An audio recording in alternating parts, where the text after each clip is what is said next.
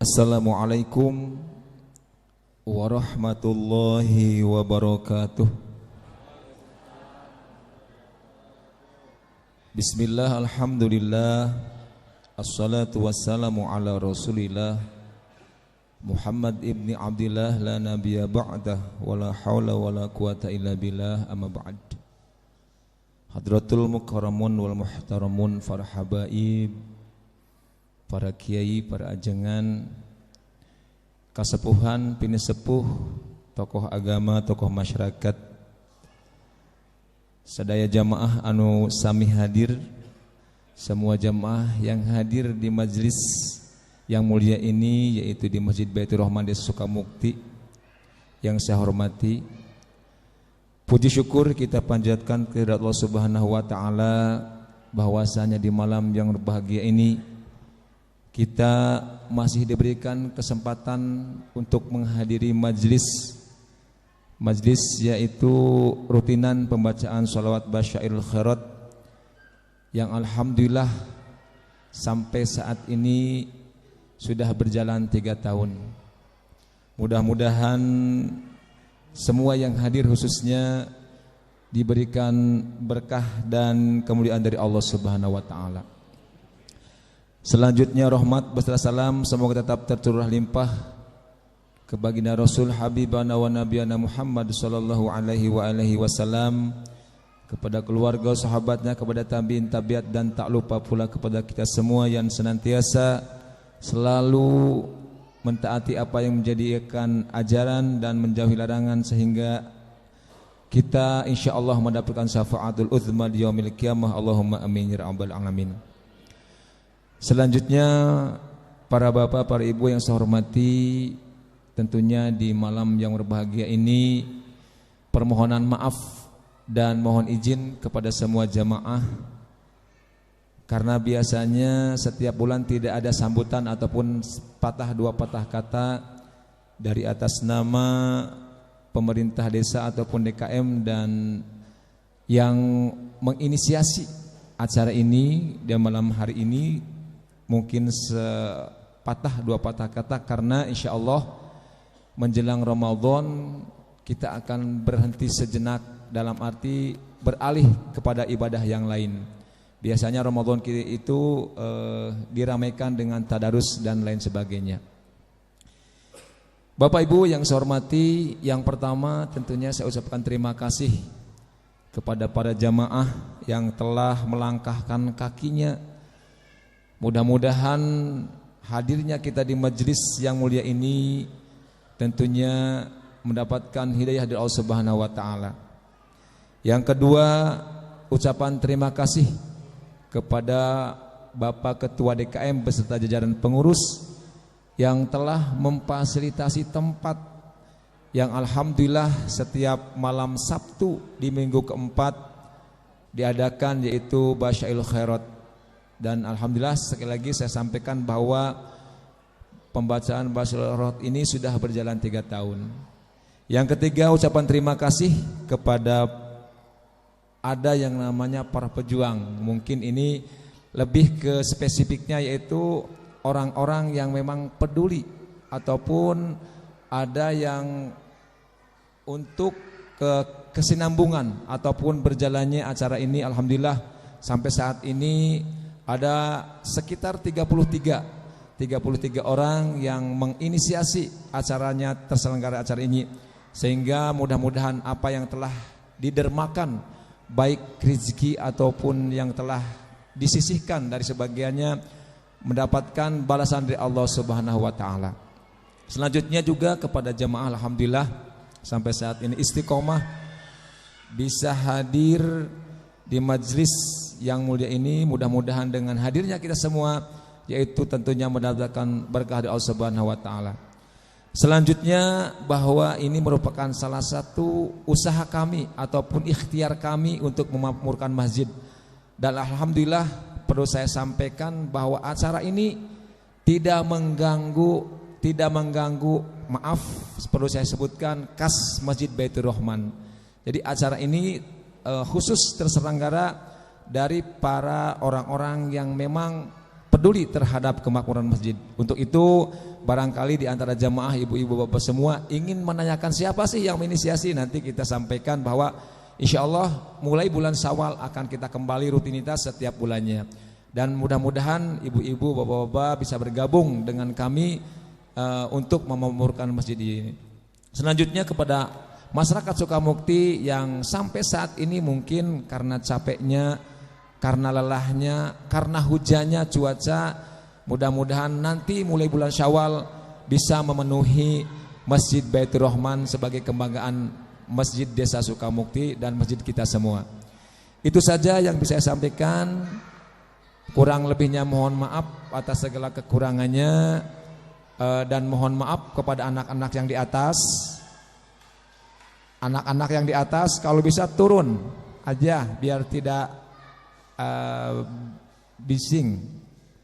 Sekali lagi barangkali dari panitia untuk diamankan di atas nanti setelah Habib untuk menyampaikan wajibana supaya kita khusus untuk mendengarkan apa yang disampaikan oleh Habib. Sekali lagi itu saja yang bisa disampaikan. Permohonan maaf atas segala kekurangan dan kehilafannya. Ditutup. Wal afwa minkum. Wassalamualaikum warahmatullahi wabarakatuh. Untuk selanjutnya tentunya kita langsung untuk Mau'idatul Hasanah. Ini acaranya yaitu peringatan Isra Miraj sekaligus yaitu tawakufan Basyairul Khairat menjelang bulan Ramadan. Terima kasih.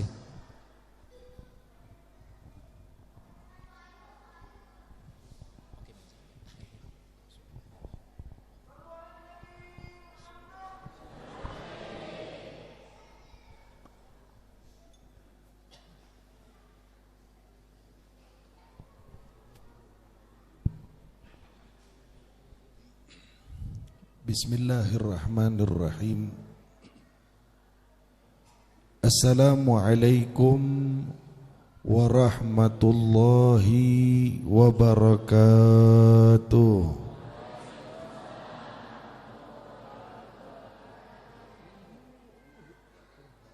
Alhamdulillah. Alhamdulillahilladzi hadana lihadza wa ma kunna linahtadiya laula an hadanallah. Ashhadu an la ilaha illallah wahdahu la syarika lah wa ashhadu anna sayyidana Muhammadan abduhu wa rasuluh. Allahumma salli wa sallim wa barik wa karim wa majid wa azim wa tasharraf ala sayyidina Muhammadin Sayyidina Muhammadin Miftahi babi rahmatillah Adada ma fi ilmillah Salatan wa salaman Daimaini bidawami mulkillah Wa ala alihi wa sahbihi Wa man walah Wala hawla wala quwwata illa billah. Amma ba'du, hadratil mukarramin wal muhtaramin yang sama-sama kami muliakan, para alim ulama, para kiai, para kesepuhan, para tokoh masyarakat yang mudah-mudahan beliau semua senantiasa dijaga dan dilindungi oleh Allah Subhanahu wa taala. Amin. Tidak lupa kami sampaikan salam hormat kami kepada jajaran pemerintahan desa, Bapak RT, Bapak RW, Bapak Kuwu beserta jajarannya, baik yang hadir ataupun yang mewakilinya. Mudah-mudahan beliau semua senantiasa dilindungi oleh Allah Subhanahu wa taala.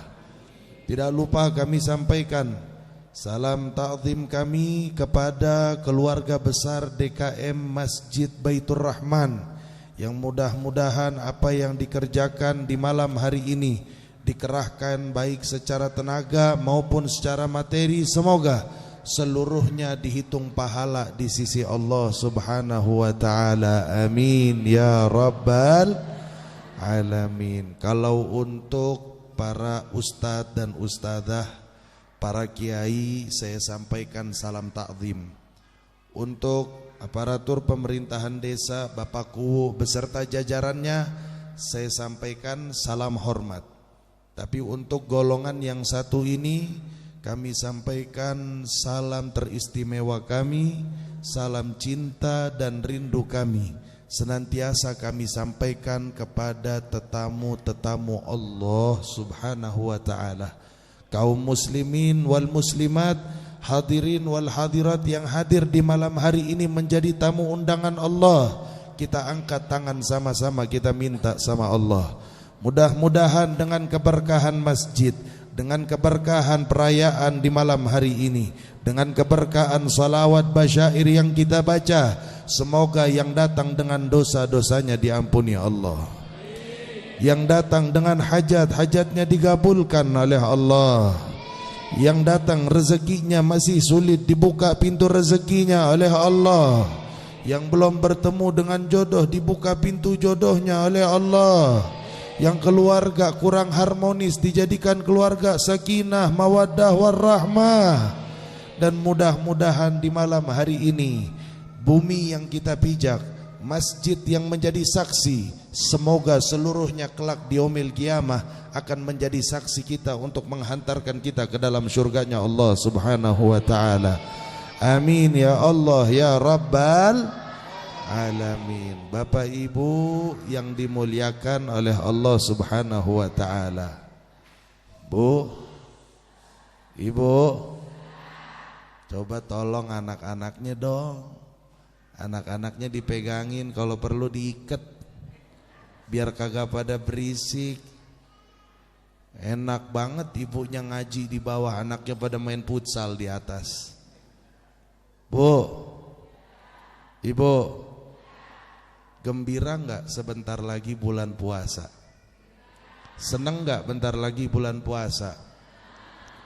Bapak-bapak, sebelumnya saya enggak panggil bapak, saya panggil ibu karena banyakan dia kebanding bapak. Kalau saya sama Pak biasa di acara yang saya panggil ibu-ibu mulu, kenapa? Kalau kita bapak-bapak mah CS, tahu CS? Nih CS nih. Kita mah CS asal ngaji dari awal sampai akhir, bapak-bapak mah pada anteng, pada ngedengerin. Ibu-ibu saya meleng dikit pada ngobrol di sono, Pak. Saya meleng dikit pada ngerumpi, makanya mohon maaf kalau yang saya panggil ibu aja ya, Pak ya. Bu, Ibu. Oh. Selain itu ibu-ibu kalau saya panggil kompak, Bu. Ya, begitu. Kalau bapak-bapak kan Pak, woi, bukan begitu. Sallu ala Muhammad. Ibu seneng gak bentar lagi puasa mau datang? Seneng gak bentar lagi Ramadan datang? Seneng. Bentar gak boleh makan tetap seneng gak? Nanti gak boleh minum tetap seneng gak? Yang berjodoh harus puasa dulu, punya suami puasa sama suami seneng? Seneng gak? Seneng, Bib. Malah justru jadi waktu saya istirahat gitu ya. Ini Bu, Pak, bulan Ramadan ini luar biasa. Yang senang dengan kedatangan dia bukan cuma kita umat Islam, bukan cuma kita orang muslim. Kalau kita pergi ke Jakarta, jangan jauh-jauh di Jakarta, di Cirebon, itu yang dagang takjil, yang jualan takjil, jualan martabak, yang jualan bukaan, bukan cuma orang muslim. Sampai orang-orang di non muslim pun rezekinya pada laris gara-gara bulan Ramadan, gara-gara bulan puasa. Makanya alhamdulillah gak kerasa, kayaknya baru tahun kemarin saya ngisi di masjid ini, betul gak? Alhamdulillah tahun kemarin saya sampai juga ke sini di dalam penutupan tawakufan basyair. Mungkin di tahun kemarin ada kali ya, yang tahun ini sudah gak bisa ikut hadir sama kita, ada. Alhamdulillah, syukur Bapak Ibu, Allah masih kasih kita panjang umur untuk bisa bertemu lagi dengan setidaknya bulan Sya'ban, yang beberapa hari lagi bulan Ramadan. Alhamdulillah. Ini gak kerasa. Bentar lagi nih Pak, Bu, kalau sudah jam 5 sore udah mulai kedengeran tuh dari masjid-masjid. Udah mulai kedengeran dari musola-musola lantunan doa dan munajat kepada Allah. Begitu masuk awal tarawih, maka setiap toa-toa masjid akan bersuara asyhadu alla ilaha illallah astaghfirullah nas'alukal jannata wa na'udzu bika minan nar asyhadu alla astaghfirullah nas'alukal jannata wa na'udzu bika minan nar. Sama-sama asyhadu alla astaghfirullah nas'alukal jannata wa na'udzu bika minan nar. Allahumma innaka afuwun tuhibbul afwa fa'fu anna. Allahumma innaka afuwun tuhibbul afwa fa'fu anna. Allahumma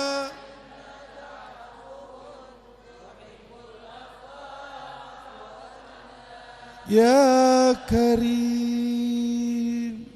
Masya Allah, dengernya aja merinding Bapak Ibu. Kita dengar doa puasa itu aja merinding. Kenapa? Karena memang Ramadan ini yang nunggu bukan cuma kita manusia, bukan cuma kita orang-orang hidup. Mereka para jenazah, para ahli arwah, mereka ahli barzah. Kalau sudah terdengar lantunan doa tadi, mereka menangis Bapak Ibu. Beberapa hari sebelum puasa, azab dan siksa berbagai macam digencarkan kepada mereka. Yang penzina dihancurkan kepalanya, yang peminum khamar ditimbahkan nanah dan diminumkannya, yang pemakan riba dipecahkan perutnya, diisi dengan neraka, diisi dengan api, diisi dengan nanah, dengan berbagai macam siksaan.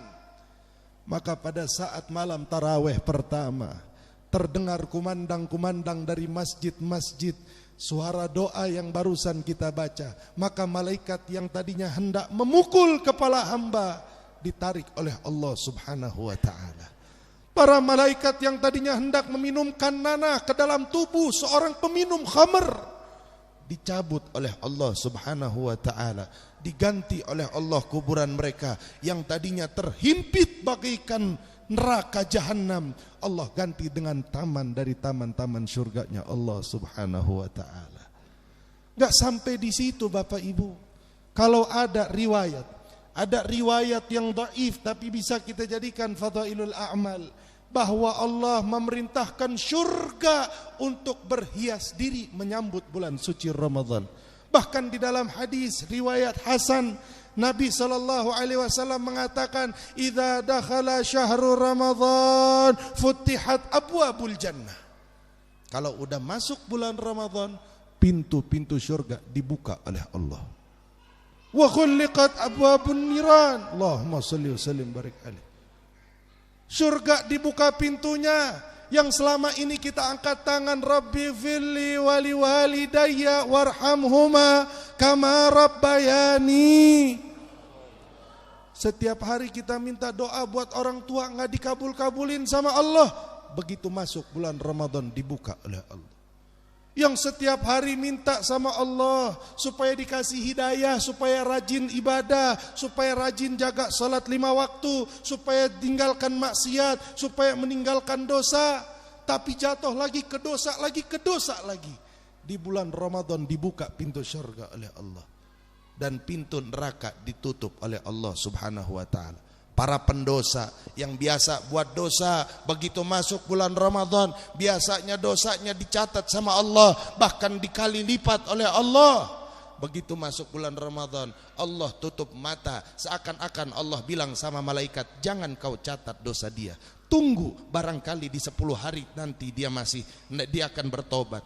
Di 10 hari kedua dia taubat sama Allah, dia buat dosa lagi. Allah bilang, malaikat jangan ditulis dulu. Boleh jadi 10 hari terakhir dia mau bertaubat kepadaku. Jadi luar biasa Bapak Ibu. Bulan Ramadan adalah tamu terhormat, tamu yang ditunggu-tunggu. Bahkan orang-orang soleh dulu mereka sudah mulai menangis karena tidak tahan rindu dengan Ramadan 6 bulan sebelum masuk bulan Ramadan. Dan mereka menangis juga ketika ditinggal bulan Ramadan 6 bulan setelah bulan Ramadan. Jadi dalam 1 tahun orang soleh dulu kerjaannya hanya menyedihkan bulan Ramadan karena gagal move on dengan bulan Ramadan. Tahu kenapa? Karena di bulan Ramadan mereka merasakan manisnya ibadah. Yang biasa mereka baca solawat tidak ada tetesan air mata. Yang biasa mereka baca zikir tidak ada getaran di dalam hati. Namun di bulan Ramadan karena setan diikat sama Allah, pintu surga dibuka oleh Allah, mulailah terasa manis-manis dalam ibadah. Yang biasa sholat baru 2 rakaat sudah mulai berat. Yang biasa sholat baru takbir sudah ingat utang, sudah ingat handphone, sudah ingat WA, sudah ingat Instagram, sudah ingat gadget dan lain sebagainya. Di bulan Ramadan kita diuji bukan hanya 2 rakaat, tapi di malam hari 23 rakaat dengan sholat tarawih.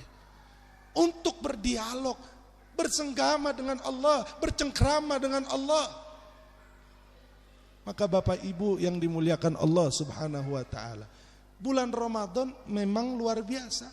Bulan Ramadan memang mulia. Tapi apalah artinya Ramadan?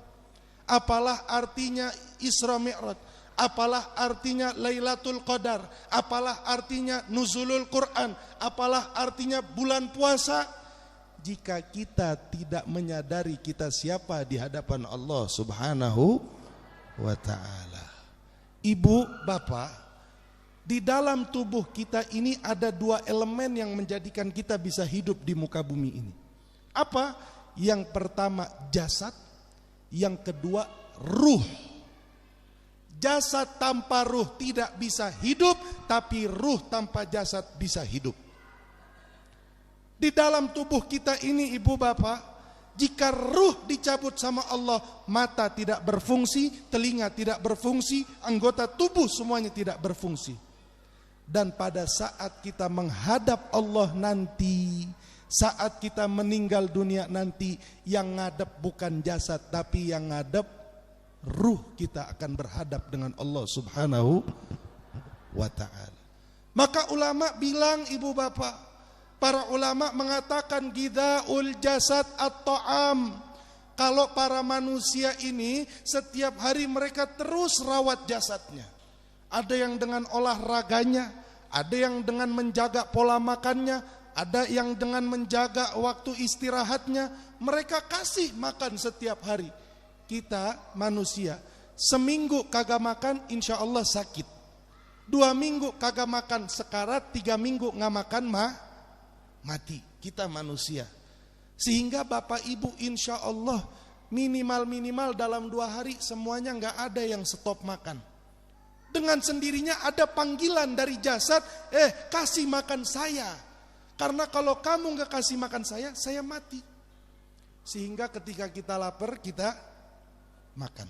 Ketika kita haus ketika kita ngantuk kita jasad bilang sendiri tanpa disuruh. Ulama bilang jika jasad saja kita tidak kasih makan, kita tidak kasih porsi untuk istirahat, dia akan mati. Begitupun ruh yang akan berhadapan dengan Allah, jika tidak dikasih makan dia akan mati.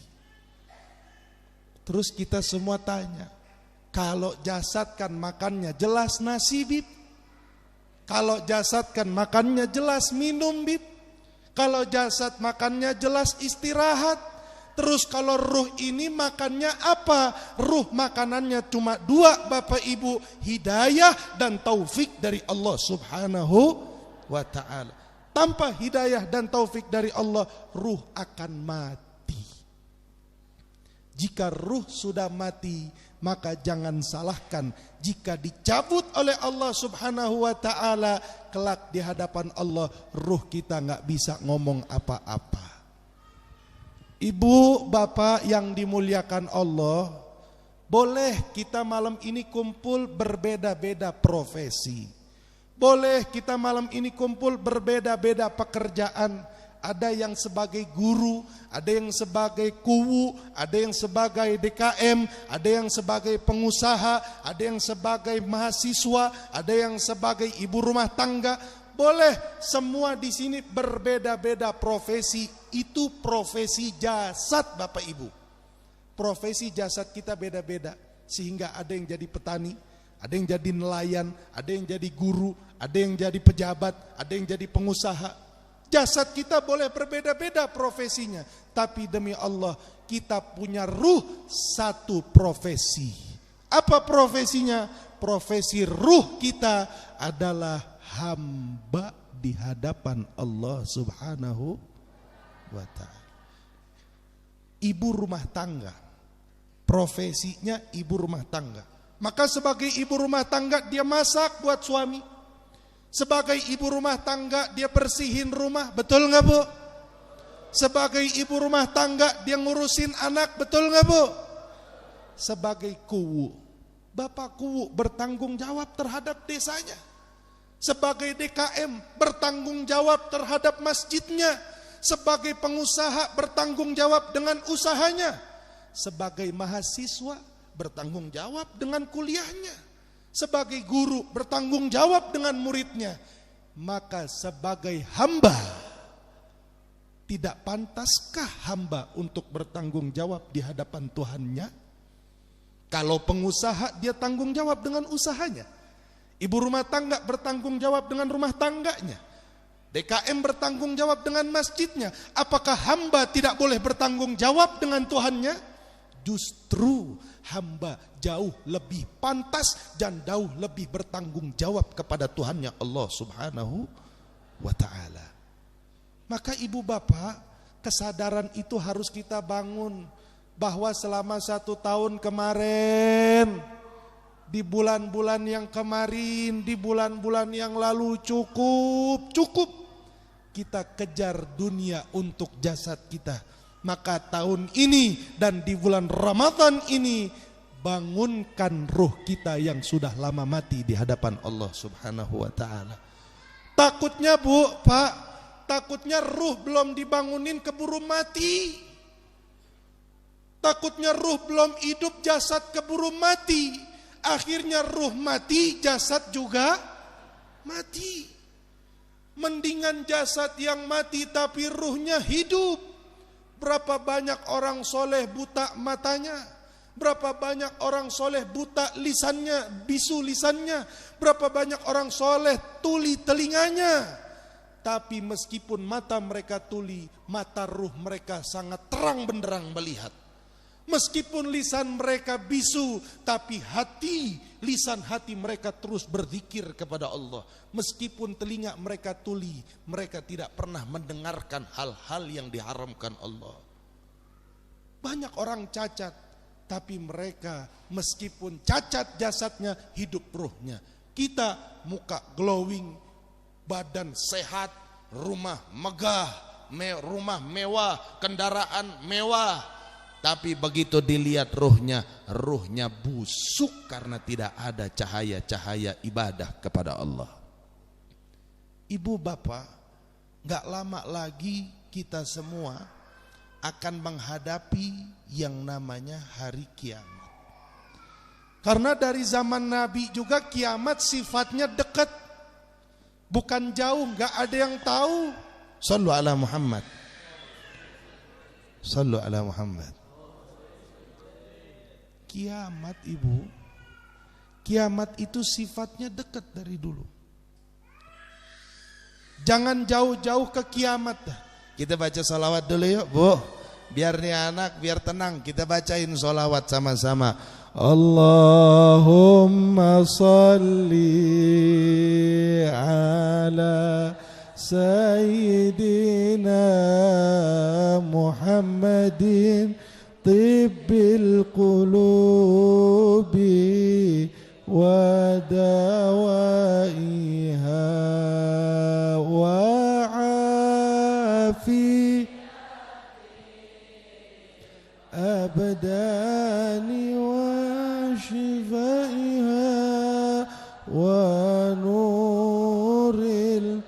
الأبصار وضيائها وعلى آله وصحبه Sallu ala Muhammad.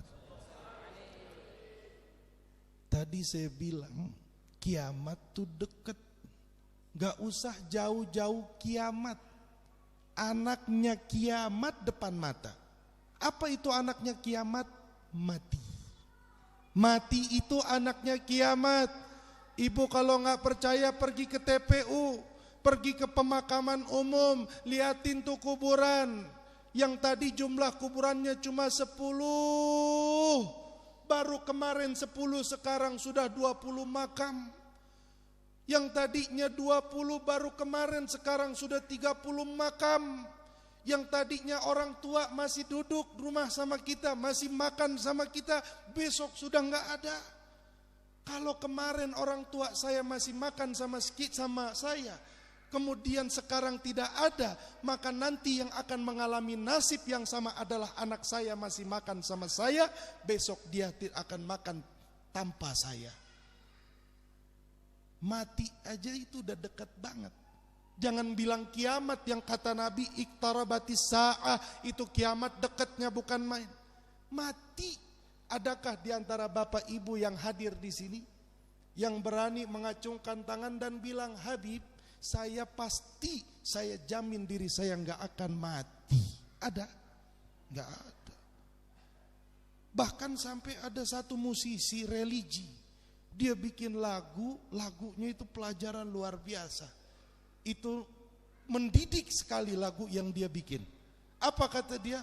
Dia bilang dalam lagunya, orang kaya, orang miskin, raja-raja. Terus apa lagi? Masalahnya saya bukan penyanyi, penceramah, jadi saya kagak hafal lagunya. Itu dia bilang mau kaya mati, mau miskin mati, mau raja mati, mau rakyat mati. Nggak ada bedanya. Mau sakti mati, sesakti apapun ilmunya pasti mati. Sehingga ada legenda-legenda Wiro Sableng, ada legenda-legenda Pitung. Itu kurang sakti apa mereka, kita dengar legendanya. Tapi mati gak? Mati. Habib mati gak? Kiai mati gak? Pak Kuwu mati gak? Mati. Biran Habib matinya kencang banget tadi. Mati semua Bapak Ibu. Lah terus kalau mati, itu yang mati jasad. Ruh kita itu gak dimatiin sama Allah, tapi ruhnya disuruh bertanggung jawab sama Allah. Kalau udah mati, begitu sudah meninggal kita mau tanggung jawab bagaimana? Allah bilang itu di hari kiamat, yauma yaj'alil wildana syiba. Begitu kita mati ngelihat alam barzah, yang bayi langsung beuban saking luar biasanya dahsyatnya alam barzah. Allahu ala Muhammad. Alhamdulillah. Habib Syekh datang, alhamdulillah. Saya salaman dulu. Biar bagaimana juga nih ami saya. Sallu ala Muhammad.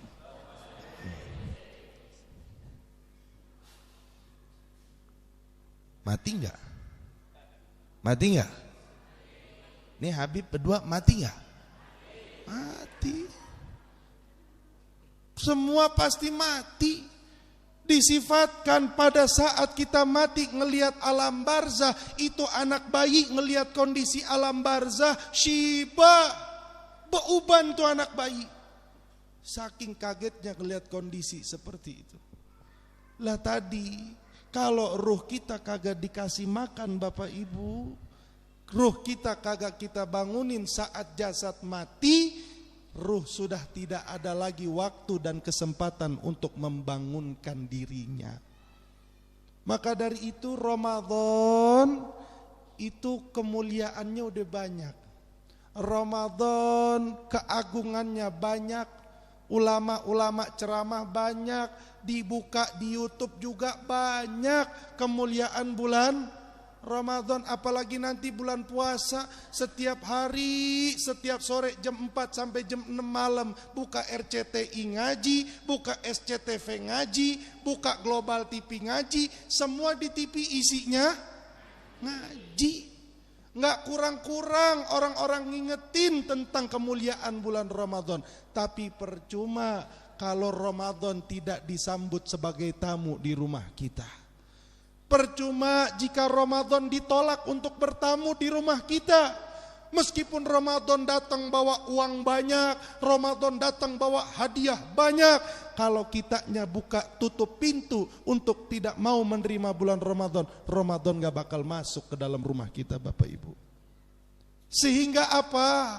Sehingga ketika hari raya Idul Fitri, pada saat Nabi sedang berkhutbah Idul Fitri, Nabi naik ke atas mimbarnya. Di tangga yang pertama datang malaikat Jibril dengan kondisi emosi. Jadi dalam riwayat hadisnya Jibril emosi pas datang ke Nabi. Nabi lagi naik ke atas mimbarnya. Apa kata Jibril? Assalamu alayka ya Rasulullah. Jibril kirim salam buat Nabi. Dijawab salamnya sama Nabi. Nabi bilang, ada apa Jibril? Jibril bilang, ya Rasulullah, izinkan Jibril berdoa dan engkau tolong aminkan. Wih, tumben-tumbenan. Biasanya Jibril datang Nabi lagi istirahat. Jibril datang Nabi lagi di pengajian. Ini tumben Nabi lagi naik mimbar kok turun wahyu. Jarang-jarang turun wahyu begini. Orang lagi mau mimbar, mau khutbah, Jibril pakai datang, bilang, ya Rasul, izinkan Jibril doa, engkau tolong aminkan. Maka Nabi mempersilahkan Jibril. Di situ Jibril pun berdoa kepada Allah dengan doa yang luar biasa. Luar biasa apa? Luar biasa menakutkan untuk kita sebagai umat Nabi, dan luar biasa menyenangkan untuk mereka orang-orang soleh. Kita nih umat akhir zaman takut dengerin doa ini. Tapi orang-orang yang menyambut bulan suci Ramadan dengan baik sebagai tamu undangan, tamu kehormatan, tamu agung, maka mereka akan senang pada saat dengar doa Jibril ini. Apa kata malaikat Jibril? Jibril bilang, wailun. Wailun liman adraka Ramadan falam yughfarlah. Ya Allah, celakai ya Allah. Ya Allah, hancurkan ya Allah. Jauhkan mereka dari rahmat Allah. Siapa? Pertanyaannya di sini siapa? Tumben-tumbenan Jibril doa kejelekan buat umat Nabi Muhammad. Harusnya kan Jibril tahu Nabi ini sensitif, Bu.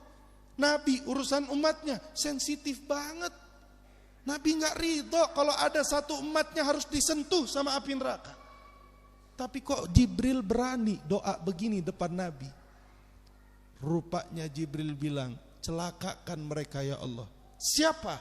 Umat Muhammad yang masuk di bulan Ramadan, menghadapi rahmat Allah, menghadapi anugerah Allah, menghadapi kebesaran kasih sayang Allah. Tapi dia berpaling dari Allah. Jauhkan mereka dari rahmat-Mu ya Allah. Orang-orang yang masuk bulan Ramadan tapi tak kunjung dosanya diampuni oleh Allah. Harusnya Pak, harusnya Bu, Nabi dengar Jibril ngomong begitu emosi. Harusnya Nabi paling gak demen ada orang berani ngorek-ngorek umatnya. Karena cintanya Nabi bukan main. Sampai sekaratul maut yang dipikirin kita sebagai umatnya. Ceritanya kita sering dengar. Tapi Nabi berhadapan bulan Ramadan, Nabi juga angkat tangan. Nabi juga kesel. Nabi juga gak bisa nahan. Sehingga apa yang Nabi lakukan? Nabi mengaminkan doa malaikat Jibril. Nabi bilang, amin, kata Rasul SAW. Posisinya lagi khutbah Idul Fitri. Hari raya Idul Fitri itu waktu mustajab. Lagi khutbah di atas mimbar. Yang doa Jibril, yang mengaminkan Rasulullah, kira-kira doanya diterima apa ditolak? Orang tempat keramat semua, yang doa keramat, tempatnya keramat, waktunya keramat, pasti diterima doanya. Karena berhadapan bulan Ramadan. Kenapa Nabi sampai segitunya sama kita? Karena Nabi sama Jibril tahu, Bu. Nabi sama Jibril tahu, Bapak, bulan Ramadan ini luar biasa. Bukan main Allah obral ampunan. Bukan main Allah obral kasih sayang. Kalau masih ada hamba yang lari dari Allah, berpaling dari Allah, di saat Allah panggil dia, Allah undang dia, Allah sayangi dia, Allah panggil dia, tapi dia lari dari Allah di bulan Ramadan, itu hamba yang keterlaluan sih kalau kata saya mah. Kalau kata kita mah itu hamba paling parah di bulan Ramadan. Berani-beraninya masih berpaling dari Allah. Sampai-sampai ibu bapak, ada orang majusi nyembah api. Mending minum khamar mah, mending main perempuan mah, zinah masih mending, bejudi mending. Ini nyembah api, api disembah. Itu masuk bulan Ramadan, anaknya masih kecil, dia makan snack di depan rumah, makan ciki depan rumah, depan orang-orang muslim. Karena dia tahu kehormatan Ramadan bagi orang Islam, dia ke depan rumahnya, dia panggil anaknya, dicubit pantatnya. Dicubit pantatnya, dia bilang, kamu itu gak ngehormatin orang Islam. Lihat orang Islam lagi pada puasa, kamu makan di depan orang, padahal tuh anaknya masih kecil. Setelah bulan puasa meninggal majusi. Meninggal majusi, orang soleh setempat mimpi ngelihat orang majusi bermahkotakan di atas kepalanya dengan pakaian yang gagah berada di singgasana dalam surga Allah subhanahu wa ta'ala. Akhirnya nih orang soleh bilang, bukankah bapak orang majusi? Bukankah bapak non muslim? Kok bisa bapak di dalam surga? Perasaan puasa kemarin bapak gak ikut puasa, terawih kemarin bapak gak ikut terawih, kok bisa sekarang dalam surga? Dia bilang, karena pada saat di bulan puasa saya menghormati bulan Ramadan, hanya menghormati, saya gak puasa. Karena anak saya makan di depan umum, saya tegur supaya gak menghinakan, menistakan kemuliaan bulan Ramadan, menodai bulan Ramadan. Sebab itu pada saat saya sakaratul maut, Allah izinkan lisan saya untuk bersyahadat la ilaha illallah Muhammadur Rasulullah. Diberi hidayah oleh Allah sebelum meninggal, mati masuk ke dalam surga Allah subhanahu wa ta'ala. Itu majusi, cuma ngehormatin, apalagi terawih, apalagi puasa, apalagi sedekah, apalagi ibadah. Udah gak kebayang berapa banyak itu pahala yang dia dapat dari Allah. Maka Bu, Pak,